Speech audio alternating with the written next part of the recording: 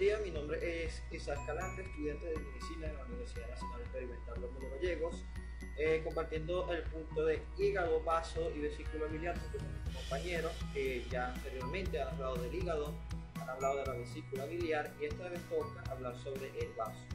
¿Qué es el vaso? El vaso es un órgano linfoideo, es muy ricamente vascularizado y drenado del sistema porno, situado a la izquierda detrás del estómago en la celda subfrénica izquierda, por arriba de la flexura cólica izquierda en el ángulo cólico y de la extremidad superior del riñón izquierdo en su ángulo tóraco-abdominal, los cuales lo transforma en un órgano tóraco-abdominal. Es un órgano que se desarrolla en el tubo digestivo y comparte sus vasos con el sistema digestivo, pero no cumple ninguna acción en la digestión. Para describir el vaso tenemos que primero tomar en cuenta una configuración externa. El vaso es un órgano ovoide, posee un eje mayor de arriba hacia abajo, de medial a lateral y de atrás hacia adelante, casi paralelamente a la dirección de la décima costilla, sobre el cual se proyecta. Cuando se extrae el vaso vacío de sangre, aparece aplastado sin relación con su forma real. Lleno de sangre inyectado en su lugar, adopta una forma y se describen tres caras, tres bordes y dos extremidades. Ok, entre las caras se distingue una cara diafragmática externa, extensa, convexa, moldeada sobre la cavidad diafragmática. Después tenemos una cara gástrica anterointerna, cóncava, aplicada contra la convexidad del estómago.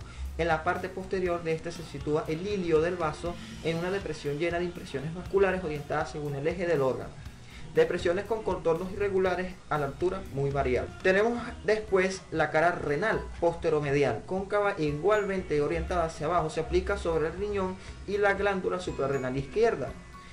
Por bordes tenemos, separando en tres caras, hay tres bordes: superior, anterior, convexo e irregular, marcados por dos o tres incisuras muy características que persisten en los vasos muy grandes, lo que permite reconocer la naturaleza esplénica de algunos tumores abdominales.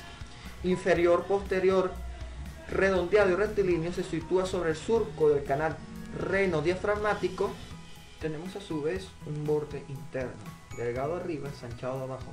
Se bifurca delimitando una cara cólica, que es la impresión cólica, descrita por algunos autores como la cara cólica inferior del vaso.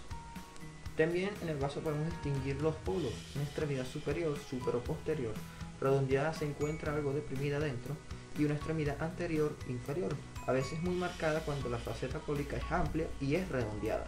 Entre las características generales del vaso tenemos que el vaso mide en término medio en el adulto de 11 a 13 centímetros de longitud, de 6 a 8 centímetros de ancho y de 3 a 4 centímetros de espesor.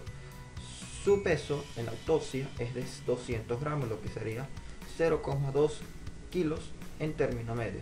Esto haciendo una conversión. El vaso en el ser vivo es de color rojo oscuro. Su superficie está recubierta por peritoneos levantadas por finas irregularidades. Es blando y muy friable, se desgasta fácilmente y sangra en la cavidad peritoneal, en las contusiones tóraco-abdominales izquierdas.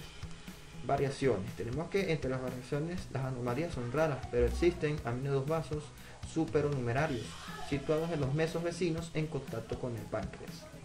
En contacto del páncreas. La forma del vaso es muy variable, se encuentran vasos alargados, abultados, gruesos o delgados, anchos o estrechos. Constitución anatómica. Tenemos que el vaso está formado por un tejido de aspecto esponjoso, compuesto por la unión de folículos linfáticos esplénicos, pulpa blanca y rodeados de las lagunas vasculares amplias, pulpa roja. Los vasos están tapizados por células retículo endoteliales de acción fisiológica muy importante. Este tejido muy hemorrágico, muy inconsistente, está rodeado por una túnica fibrosa o una cápsula que emite trabéculas tabiques en una pulpa esplénica. Reforzada en la superficie de peritoneo, esta cápsula es delgada y no resiste a veces a los traumatismos que proceden de los desgarros y hemorragias subcapsulares.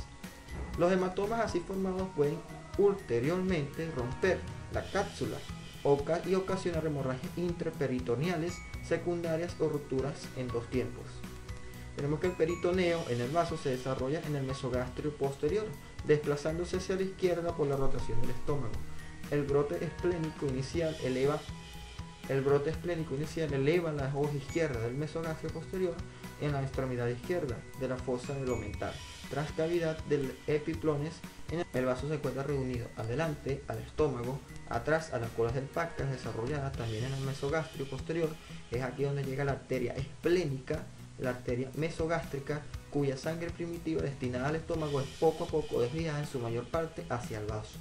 Tenemos que el vaso es ampliamente perinopizado, comprendido entre sus 8 cuartos de superficie. Es detenido en los labios del ilio, donde el vaso está reunido en los órganos vecinos por los ligamentos epiplones, gastroesplénico adelante y pancreático esplénico atrás. Se estudian las relaciones de las caras y de las extremidades según Latallet. Tenemos la cara diafragmática externa, que es una cara convexa, que en realidad es anteroexterna. Luego, posterior, en esta relación directa con el diafragma, del cual está separado por 2 hojas de peritoneo, el neumoperitoneo separa bien el contorno de la línea opaca diafragmática, salvo en casos de sínfisis peritoneal. Tenemos a su vez, por un peritoneo del receso del fondo de saco pleural, el vaso responde a la pared costo-interna costal, posterior y lateral. El área de mayor proyección corresponde a la 9ª, a la 10ª y a la 11ª costilla izquierda. Tenemos que entre los vasos y nervios más importantes, en este caso del vaso, tenemos que la arteria esplénica linealis, como se describe según Latallet, es la arteria primitiva del estómago y del mesogastrio. Posterior, poco a poco es desviada de su destino gástrico en provecho del vaso. En cuanto a su origen, trayecto y terminación, tenemos que se origina el tropo celíaco frente a la primera vértebra lumbar, lejos del vaso, se dirige transversalmente, sigue el borde superior del páncreas, pasa adelante a la cola y llega finalmente al ilio del vaso, donde se divide en 2 ramas terminales, superior e inferior, voluminosa, de 5 milímetros de diámetro. Tenemos que las ramas colaterales, la rama pancreática, es numerosa y pequeña, está destinada al cuerpo y a la cola, así como la arteria pancreática dorsal magna de Haller, como se describe en Latallet. Tenemos la rama gástrica, que de la arteria gástrica posterior, esófago cardiotuberositaria, posterior ascendente, irriga a la cara posterior del tubo de la tuberosidad mayor, del estómago, el cardias y la cara posterior del esófago abdominal. La arteria de la extremidad superior, polar superior, se origina antes de que la arteria esplénica llegue al ilio, a veces de 2 ramas al fondo tuberosa gástrica. El estómago llega a la extremidad superior del vaso, donde penetra por el ligamento freno esplénico. Tenemos que las ramas terminales, rama superior, se dirige hacia la parte alta del ilio, donde da 4 o 6 ramas que entran al perequima por los 2/3 superiores del ilio, el ilio del vaso. La rama inferior se dirige hacia el tercio inferior del ilio, donde se origina las arterias para el vaso, de 2 a 5 arterias gástricas cortas en vasos cortos. La arteria gastromentalis epiplioica, izquierda, que pertenece al círculo arterial de la curvatura mayor del estómago, y la vena esplénica, que conlleva todo el drenaje, que es un afluente de la vena porta ilio del vaso, que emerge en venas satelitales de la arteria. Esta converge para formar 2 o 3 troncos principales. Son afluentes numerosas: vena gastromental epiploica izquierda, venas gástricas cortas, venas pancreáticas numerosas y finas, y vena gástrica izquierda, coronaria, esto. En cuanto a los vasos linfáticos, tenemos que el vaso lleva su drenaje linfático a través de una red subperitoneal y de una red perivascular. Parten de colectores que se concentran en los nodos linfáticos del ilio, drenados por linfáticos ubicados a lo largo de la arteria esplénica, más allá de los cuales se encuentra la gran confluente portal retropancreático. Tenemos que los nervios del vaso, en cuanto a los nervios, tenemos que provienen del plexo celíaco o plexo solar. Siguen a la arteria esplénica y sus ramas plexos periarteriales comprenden por intermedio del vago y del simpático fibras vasomotoras. En cuanto a la anatomía funcional, tenemos que las 3 nociones fundamentales del vaso en el ser humano es que el vaso no tiene función digestiva, pero de él emerge una vena contribuyente a la formación de la vena porta, que resume la articulación venosa digestiva abdominal.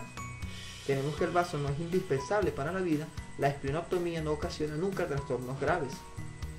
Tenemos que el vaso tiene una función fundamental, Sin embargo, en la composición química y celular de la sangre, el vaso es un reservorio de sangre, capaz de vaciarse por esplenocontracción. Interviene en la destrucción de los hematíes, liberando sus pigmentos, es activo en la linfopoiesis, fabricación de glóbulos blancos, tiene una acción activa en la lucha contra la infección, esplenomegalia del septicemias. Finalmente se le atribuye una participación en el metabolismo del hierro, el colesterol y de los hidratos de carbono. En cuanto a la exploración clínica, tenemos que en la exploración clínica y la anatomía de superficie, el vaso es un órgano toracoabdominal, lo cual normalmente no es palpable, sigue el eje de la 10ª costilla, desbordando sobre los espacios intercostales de las costillas 9ª y 11ª. Y ya con esto espero que les guste y paso a mis siguientes compañeros. Gracias y hasta la próxima. Hoy voy a continuar hablando acerca de lo que es el vaso. El peritoneo. El vaso se desarrolla en el mesogastro posterior, desplazado hacia la izquierda por la rotación del estómago. El brote esplénico inicial eleva la hoja izquierda del mesogastro posterior en la extremidad izquierda de la bolsa del comental. El vaso se encuentra reunido por la cara diafragmática externa, cara convexa que en realidad es anteroexterna, luego posterior. Está en relación directa con el diafragma, del cual está separado por dos hojas de peritoneo. El neumoperitoneo separa bien el contorno de la línea opaca diafragmática, salvo en caso de sífisis peritoneal. Por intermedio del receso, fondo de saco, pleural, el vaso responde a la pared costo-internocostal, posterior y lateral. El área de proyección corresponde a la 9ª, 10ª y 11ª costilla izquierda. Adelante al estómago, atrás a la cola del páncreas desarrollada también al mesogastro posterior. Es aquí que llega la arteria esplénica, la arteria del mesogastro, cuya sangre primitiva destinada al estómago es poco a poco desviada, en su mayor parte hacia el vaso. El vaso es ampliamente peritonizado, comprendido entre su 8 y 10 de superficie, es detenido en los dos labios del ilio, donde el vaso está unido a los órganos vecinos por los ligamentos gastroesplénico adelante y pancreático esplénico atrás. Sus relaciones es que se estudian las relaciones de las caras y de las extremidades. Mi nombre es Yelenis Castillo y les voy a hablar sobre el hígado. El hígado es el mayor órgano del cuerpo después de la piel y la mayor glándula del organismo. Pesa unos 1500 gramos y supone un 2.5% del peso corporal en el adulto. En el feto maduro opta como órgano hematopoyético y es proporcionalmente el doble de grande, o sea que tiene el 5% del peso corporal. Con excepción de los lípidos, todas las sustancias absorbidas en el tubo digestivo se dirigen primero al hígado a través del sistema de la vena porta hepática. Además de sus numerosas actividades metabólicas, el hígado almacena glucógeno y secreta la bilis, que es un líquido amarillo amarronado verde que colabora en la emulsión de las grasas. La bilis sale del hígado a través de los conductos biliares o los conductos hepáticos derecho e izquierdo, que se unen para formar el conjunto hepático común. Este se une al conducto cístico para formar el conducto biliar. El hígado produce bilis continuamente, pero entre comillas se acumula y almacena en la vesícula biliar, que además concentra la bilis absorbiendo agua y sales. Cuando el alimento llega al duodeno, la vesícula biliar envía bilis concentrada al duodeno detrás de los conductos biliares. Hola, mi nombre es Paola Calvo y en conjunto con mi compañero les hablaremos de la anatomía de superficie, caras, reflexiones peritoneales y relaciones del hígado. Si bien el hígado se localiza principalmente en el cuadrante superior derecho del abdomen, donde es protegido por la caja torácica y el diafragma. El hígado normal se sitúa por debajo de la 7ª a la 11ª costilla del lado derecho y atraviesa la línea media hacia el pezón izquierdo. Este ocupa la mayor parte del hipocondrio derecho y el epigastrio superior y se extiende hacia el epicondrio izquierdo. El hígado se mueve con el desplazamiento del diafragma y en su posición erecta se localiza más inferiormente debido a la gravedad. Esta movilidad facilita su palpación. El hígado tiene una cara diafragmática convexa y una cara visceral relativamente plana o incluso cóncava, que está separada anteriormente por el agudo borde inferior que sigue el reborde costal derecho, que es inferior al diafragma, mientras que la cara diafragmática del hígado es lisa y con forma de cúpula en la parte donde se relaciona con la concavidad de la cara inferior del diafragma, que lo separa de la pleura, los pulmones, el pericardio y el corazón. Los recesos o los espacios subclínicos son extensiones superiores de la cavidad peritoneal que se localizan entre la cara anterior y superior de la superficie diafragmática del hígado y el diafragma. Estos recesos subclínicos están separados por el ligamento falciforme que se extiende entre el hígado y la pared anterior del abdomen y da lugar a los recesos derecho e izquierdo. La porción del compartimento supracólico de la cavidad peritoneal inmediatamente inferior al hígado es el espacio subhepático. El receso hepatorrenal o bolsa de Morrison es la extensión posterior-superior del espacio subhepático situado entre la parte derecha de la cara visceral del hígado y el riñón y la glándula suprarrenal derechos. El receso hepatorrenal es una parte de la cavidad peritoneal dependiente de la gravedad cuando la persona está en decúbito supino, de manera que el líquido que drena de la bolsa omental fluye hacia este receso. También el receso hepatorrenal se comunica anteriormente con el receso sufrénico derecho. No obstante, hay que tener presente que normalmente todos los recesos de la cavidad peritoneal son solo espacios potenciales que solo contienen el líquido peritoneal suficiente para lubricar las membranas peritoneales adyacentes. Ahora prosigue mi compañero. El receso hepatorrenal es una extensión de la parte posterior superior del espacio subhepático, situada entre la cara de la parte derecha de la cara visceral del hígado y el riñón y de la glándula subhepática derecha. Esta está ubicada en el área peritoneal y es dependiente de la gravedad. Si la persona se encuentra en posición de cúbito supino, la secreción dada por la bolsa omental es llevada a este receso. Tiene una conexión anteriormente con el receso subfrénico. Cabe destacar que estos recesos en la parte peritoneal son solamente espacios potenciales que sirven para la retención del líquido suficiente para la lubricación de las membranas peritoneales. La cara visceral del hígado está cubierta por peritoneo, a excepción de la fosa de la vesícula biliar y el porte hepático, una fisura transversa que da paso a los vasos, al plexo nervioso hepático y a los conductos hepáticos que entran y salen del hígado. A excepción de la cara diafragmática lisa, la cara visceral es rugosa y con varias fisuras e impresiones por el contacto con otros órganos. Dos fisuras sagitalmente unidas centralmente por el porta hepático forman la letra H en la cara visceral del hígado. El ligamento redondo del hígado es el vestigio fibroso de la vena umbilical, que transcurre sangre oxigenada y rica en nutrientes desde la placenta hasta el feto. El ligamento redondo junto a las venas paraumbilicales discurren por el borde libre del ligamento falciforme. El ligamento venoso es el vestigio fibroso del conducto venal fetal, que lleva sangre desde el conducto umbilical hacia la VCI, cortocircuitando el hígado. Lóbulos anatómicos del hígado. Externamente, el hígado se divide en dos lóbulos anatómicos y dos lóbulos accesorios. Por las reflexiones que forma el peritoneo en su superficie, por las fisuras que se forman en relación a dichas reflexiones y por los vasos que irrigan al hígado y la vesícula biliar.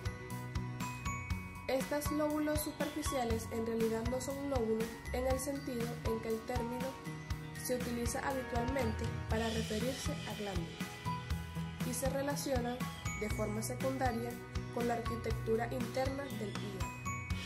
El plan definido por la inserción del ligamento falciforme y la fisura sagital izquierda umbilical, situada casi en la línea media, separa al gran lóbulo derecho del lóbulo izquierdo mucho más pequeño. En la cara visceral inclinada, la fisura portal principal y umbilical discurren a cada lado de dos lóbulos accesorios que forman parte del lóbulo derecho anatómico, separado por el porta hepático, que son el lóbulo cuadrado anterior e inferior y el lóbulo caudado posterior y superior. Los lóbulos caudados y derecho están conectados por un proceso caudado que se extiende hacia la derecha entre la BCI y el porta hepático. Subdivisiones funcionales del hígado. Aunque internamente, donde el parenquima hepático se muestra continuo, no está delimitado de manera clara. Existen dos hígados, porciones o lóbulos portales, funcionalmente independientes, el derecho y el izquierdo. El hígado puede subdividirse además en 4 divisiones y esta en 8 segmentos hepáticos resecables quirúrgicamente, y cada uno de ellos irrigados de forma independiente por una rama secundaria o terciaria, respectivamente, de la tríada porta. Gracias. Hola, mi nombre es Jesús Bermejo, curso el primer año de medicina en la sección 11 y hoy les voy a hablar sobre los vasos sanguíneos del hígado. El hígado, al igual que los pulmones, recibe sangre de dos fuentes, una fuente venosa dominante y otra menor arterial. Por la vena porta hepática circula el 75% al 80% de la sangre que llega al hígado. La sangre portal contiene cerca de un 40% más de oxígeno que la sangre que regresa al corazón por el circuito sistemático y es la que riega el parenquima hepático, células hepáticas o hepatocitos. La vena porta hepática transporta prácticamente todos los nutrientes absorbidos en el tubo digestivo a los sinusoides del hígado. La excepción son los lípidos que son absorbidos por el sistema linfático y no pasan por el hígado. La sangre arterial de la arteria hepática propia, que supone solo el 20% a 25% de la sangre que recibe el hígado, se distribuye inicialmente por las estructuras extraparenquimatosas, en particular por los conductos biliares intrahepáticos. La vena porta hepática es corta y ancha, se forma por las venas mesentírica superior y expelna posteriormente al cuello del páncreas, ascendente anterior al BCI. A continuación les voy a hablar un poco sobre drenaje linfático e inervación del hígado. El hígado es un importante órgano productor de linfa. Entre la cuarta parte de la mitad de la linfa que recibe el conducto torácico produce del hígado. Los vasos linfáticos del hígado aparecen como vasos linfáticos superficiales en la cápsula fibrosa del hígado subperitoneal o cápsula de Hilson, que forma su superficie externa, y como vasos linfáticos profundos en el tejido conectivo que acompaña las ramificaciones de la tríada portal y de la vena hepática. La mayor parte de la linfa se forma en los espacios perisinusoidales y drena en los linfáticos profundos de las tríadas portales intrasoluares vecinas. Los vasos linfáticos superficiales de la superficie anteriores de la cara diafragmática y visceral del hígado, y los vasos linfáticos profundos que acompañan a las tríadas portales que convergen hacia el porta hepático. Los linfáticos superficiales drenan en los nódulos linfáticos hepáticos distribuidos a lo largo de los vasos y conductos hepáticos. En el aumento menor, los vasos linfáticos eferentes procedentes de estos nódulos linfáticos drenan en los nódulos linfáticos celíacos, que a su vez drenan en la cisterna del équilo, que es un saco dilatado en el extremo inferior del conducto torácico. Esto ha sido todo, gracias. Conductores biliares. Los conductores biliares transportan bilis desde el hígado y ellos se almacenan y concentran en la vesícula biliar, que la libera intermitentemente de la grasa, cuando entra grasa al duodeno. La bilis emulsiona grasa de manera que puede absorberse desde la porción distal, desde el intestino. Aunque suele decirse que son unidades anatómicas del hígado, los lobulillos hepáticos son unidades estructurales, sino que el patrón lobulillar presentan consecuencias fisiológicas de los gradientes de presión y se ven alterados por los procesos patológicos. Como el conductor biliar no se encuentra en el centro de los lobulillos hepáticos, no presenta una unidad funcional como los acinos de otras glándulas. Los hepatocitos secretan bilis en los conductillos biliares que se forman entre ellos. Vesícula biliar. La vesícula biliar se encuentra en la fosa de la vesícula biliar de la cara visceral del hígado. Esta fosa poco profunda se encuentra en la unión de porciones de izquierda a derecha del hígado.